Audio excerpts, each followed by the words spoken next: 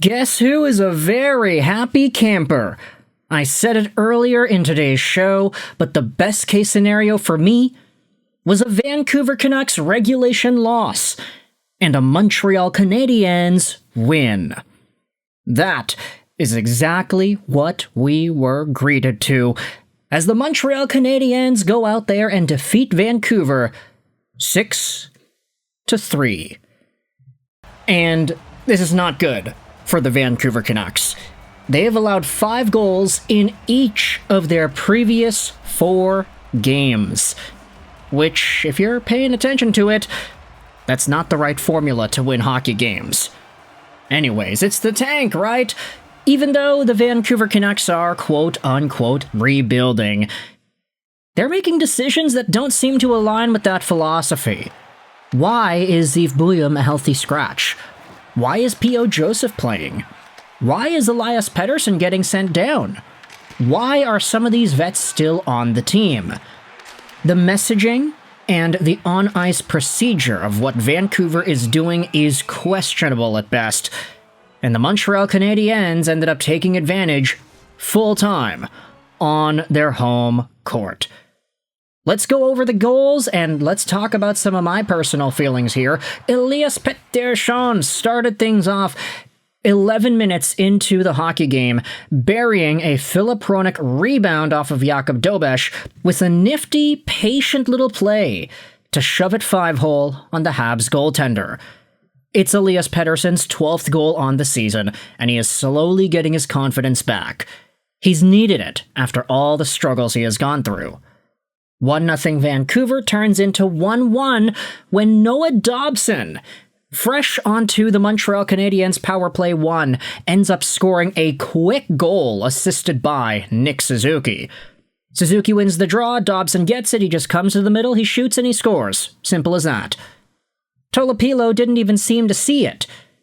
Now, for me personally, I was really frustrated when this goal went in because I have Slafkovsky, Demigod, and Hudson on my fantasy team, and my opponent this week, one of the best teams in my league, has Suzuki and Dobson. So I was like, okay, why is Hudson off a power play 1? No, it's Dobson. And then Dobson scored, and I was like, no, it's assisted by Suzuki. That's the worst case scenario. But as the game went on, it became a lot more fine. Because in the second period, you had Evander Kane. Yeah, that's right. Vancouver's beloved hometown hero. I say that in jest. Scoring his 7th on the year as Aatu Ratu gets the assist. He picks off a pass, throws the puck towards the goal, the rebound pops out to the side, and Evander Kane buries it by a sprawled out Dobes. It is a 2-1 Vancouver lead. Before we see probably the biggest superhero act we have seen for Montreal this season. Just 2 and a bit minutes later, you have Alexandre Carrier taking a pass from Nick Suzuki right in the slot and firing it by Tolopilo. It's a really nice play, and I was ticked off that Suzuki got another point, but man, that was a great goal. And just 20 seconds later, you have Alexandre Carrier again, getting yet another goal. This one comes off of the rush.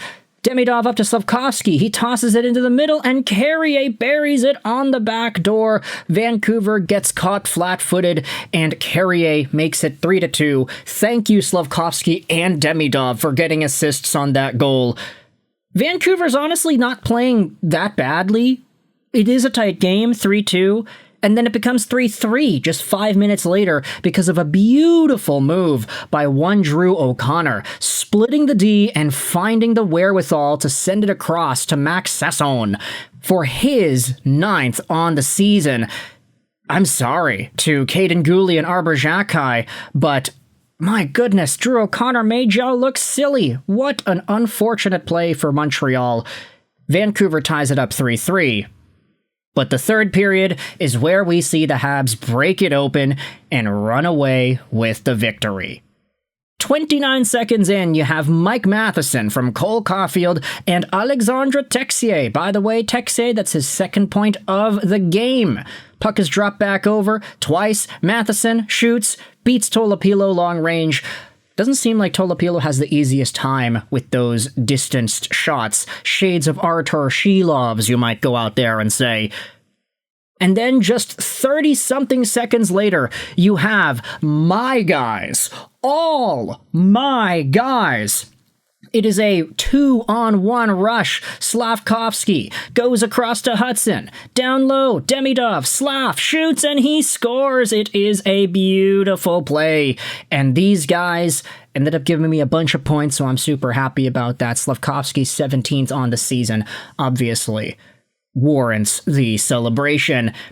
And then 5 minutes after that, Demigod and Slafkovsky strike again in the assist column as they set up Oliver Kapanen and his 16th goal of the year. It is a beautiful cross crease and a one-timer from the Ovi spot. Ivan Demigod with those passes on the backhand, the slippy, slidey, saucy dish right in front. Beautiful play. Vancouver does not have a response. They lose 6-3. And the Montreal Canadiens keep on trucking. I will say, Detroit ended up winning here tonight as well, so that battle for the top spot in the Atlantic, it's still going strong. Not to mention the Tampa Bay Lightning, who beat the Flyers 5-1 today. All of these top Atlantic teams are still getting points and still getting dubs, so it's getting super tight at the top. But I think the biggest thing that I can appreciate about this game that we had just seen was the level of pace, the compete, from both teams, I guess. I mean, I kind of stuttered when I said that. I'm kind of on a good mood because Montreal's my second team, and that I wanted to get some certain points out of these guys. But at the end of the day, I do think that Vancouver losing, they're now 1-7-2 in their last 10. This is ultimately for the better.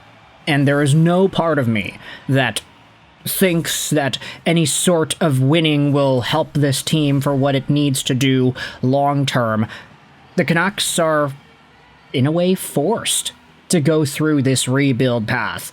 And with Alvin, Rutherford, heck, even Gary Mason, the mouthpiece for Francesco Aquilini, going out there and saying things like, oh yeah, they need to get younger, they need to do this, they need to do that. Look at what Montreal is doing. That team got a first overall pick. That team decided to cultivate the youth. That team is using the youth. That team was able to ship out veterans for draft picks. Kiefer Sherwood wasn't playing today, and he is one of these guys that the Vancouver Canucks are probably going to trade soon. That needs to happen. The Canucks need to get value. You know, the Canadiens traded away Brett Kulak, and they used the second-round pick that they got from Kulak to draft Lane Hudson. Imagine if the Vancouver Canucks can do that. Not necessarily trade Brett Kulak, but like the value allocation. You make value out of the assets that you have that are undiscovered talent. Vancouver needs to have as many lottery tickets as possible, and that will be achieved with these trades. The lottery odds will improve if they keep on losing. They're last in the league. And I think at this point, depending on which veterans want to stick around and be committed to this team through the tough times, we're going to have to start seeing more guys getting sold off than we ever thought was possible at the beginning of the year. The Vancouver Canucks rebuild is going swell, and this game against Montreal was a funny reflection of what could be if a rebuild goes right. It's not even like the Montreal Canadiens used all this time to rebuild and get through it. I mean, they were in the Stanley Cup Finals 5 years ago. Then what? The next season they get the first overall pick. Sure, you have to be lucky to get the first overall pick still, but Montreal did it. And now they're here. They made the playoffs in 2025 after being first overall in 2022's draft. Vancouver, could they do the same thing? I'm not sure, but we'll see. Thoughts in the comment section below about Vancouver-Montreal on this day. I hope you enjoyed this video. And bye.